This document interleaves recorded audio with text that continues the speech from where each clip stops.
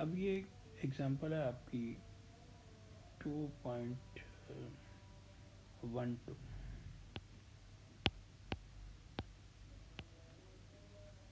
इसके अंदर ये एक आपको ट्रस दिखाई गई है, रूफ ट्रस है। इसकी ये चोटी एपेक्स बोलते हैं, इस पर 16 किलो न्यूटन का लोड है। ये इसके दो बाजू हैं जिसको रेफ्टर्स बोलते हैं, ये इसका स्पैन है। और इसकी वजह से ये जो बॉटम पर यहाँ पर लोड जो है R1 और R2 शिफ्ट होता है। जब फर्स्ट कंडीशन ऑफ इक्विलिब्रियम लगाते हैं तो यहाँ से ये 16 किलो न्यूटन लोड डाउनवर्ड है और ये दोनों अपवर्ड हैं, ये वाला भी और ये वाला भी। तो डाउनवर्ड फोर्सेस अपवर्ड फोर्सेस के बराबर होंगी। इक्विलिब्रियम की फर्स्ट कंडीशन का सेकंड पार्ट है। एक्स डायरेक्शन में कोई फोर्स नहीं है, लिहाजा हम इसको तो कंसिडर ही नहीं करेंगे। वाई डायरेक्शन में फोर्स है, इसको कंसिडर हम कर लेंगे। तो ये R1 R2 ऊपर की तरफ और 16 किलो न्यूटन नीचे की तरफ, तो इनका सम दोनों का 16 किलो न्यूटन होगा। लेकिन हमें ये नहीं पता कि इसमें R1 कितना होगा, R2 कितना होगा। वैसे अगर ये दोनों एंगल बराबर हो ना, तो फिर ये लोड इक्वली डिस्ट्रीब्यूट होता है, यानी 8 और 8 होगा। लेकिन हम फिर भी इसे चेक कर लेते हैं। ये इसका स्पैन जो है ये 8 है, क्योंकि ये एंगल 45 है, ये एंगल 45 है, तो तीसरा एंगल ये 90 का होगा।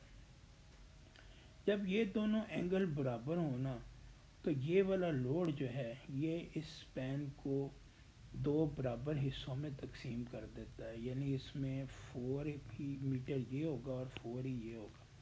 टोटल 8 है, ये 8 है, और 4 ये होगा और 4 ये होगा। तो इसकी यानी इसका मतलब है कि यहाँ से यहाँ तक 4 हुआ, और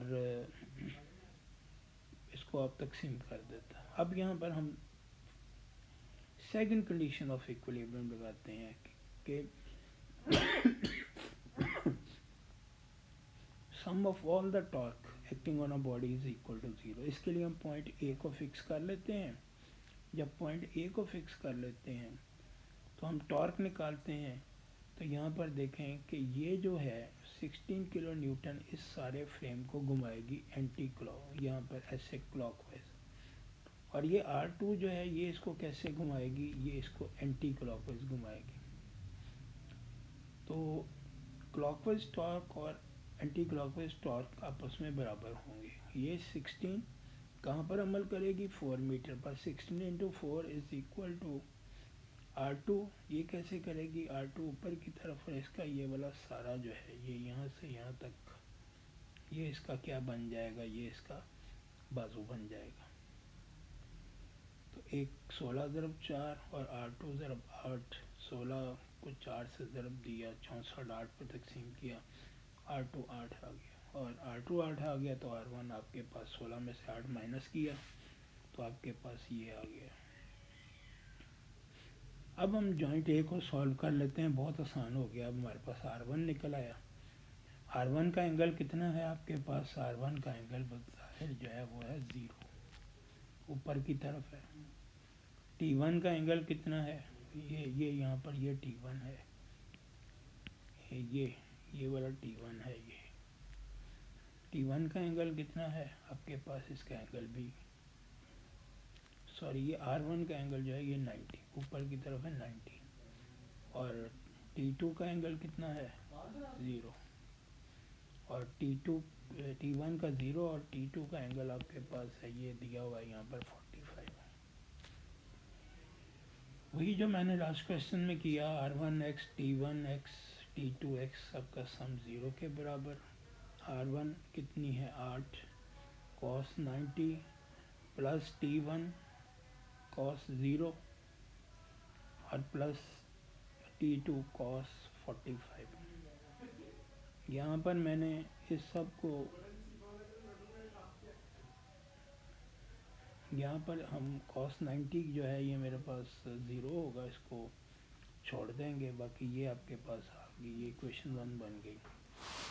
अब same sigma Fy is equal to 0, इस इक्वेशन में जहाँ जहाँ हमने कॉस लिखा, वहाँ पर साइन लिख दें और आप देखें कि ये आपके पास यहाँ पर आ गया R1 8, साइन 90 का आंसर 1 होता है।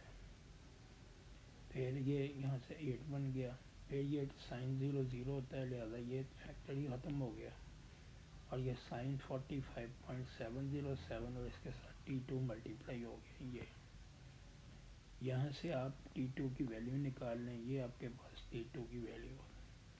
इसी T2 की वैल्यू को हम इक्वेशन नंबर 1 में लगा देते हैं,